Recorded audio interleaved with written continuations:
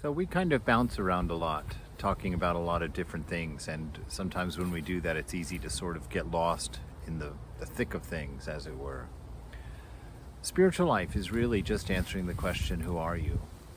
What am I about? And it's about finding that inner peace, finding that inner tranquility. It's finding the way to enjoy the world without getting caught in it, in the words of Swami Vivekananda.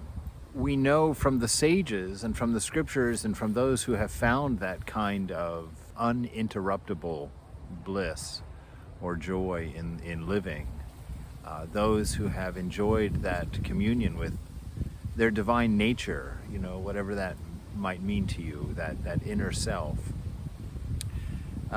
they say that it lies within.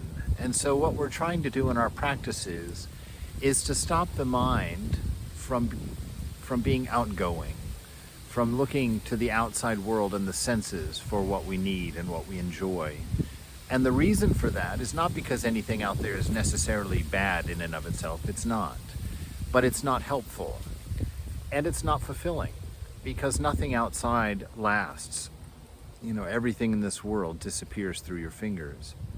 And so we're trying to withdraw the senses from the outside world and the attentions of the mind, the craving mind that's always reaching outside of ourselves for its contentment, for its satisfaction, and thereby making us slaves. And so we want to reclaim ourselves, reclaim our territory. We can know that happiness doesn't lie in the body and the mind. One, because body and mind are always changing, so they're never asking for the same things. Cravings change from moment to moment. You fill one and it seems to be two or three more waiting in their demands for you. The body is not sentient. You are the sentience. The mind is not sentient. You are the sentience. And it's gathering that power back into yourself so that it's not the mind that has you running all over the place to keep it in the right moods. And it's not the body that has you running all over the place to keep it in a state of comfort. You reclaim the power. You reclaim the sense of I and hold it steadily within yourself. And the sages say that by doing that, you become aware of your inner nature, which is bliss, which is love, which is intelligence. And so all of our practices are about doing that.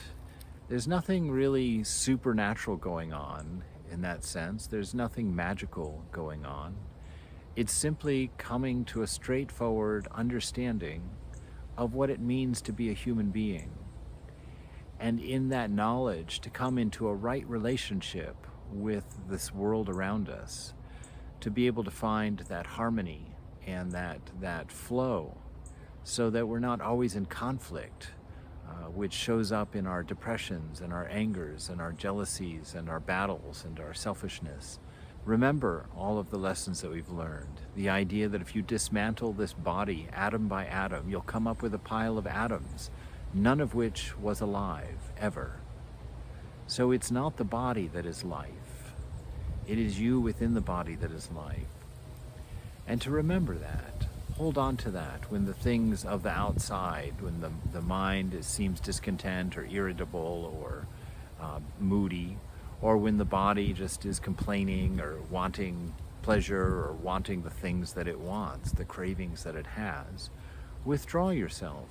Know that they're only powerful because you are giving your sentience to them in a confusion of them being you. When the body wants pizza, you can't say, I want pizza. What you mean is the body wants pizza. And the body may or may not really want pizza. It's just grabbing onto something in the moment. Just to reframe what we're trying to do and to kind of take the headiness out of it, take the big philosophy out of it, come down to a real level of people living with people in a world that we don't quite understand, trying to learn a way to love, a way to get along, a way to be happy, to be content in the world, and to fulfill that knowledge, which is very important, of knowing what and who you really are. Because you can't build a life that's going to be satisfying if you don't know who's building it and why they're building it.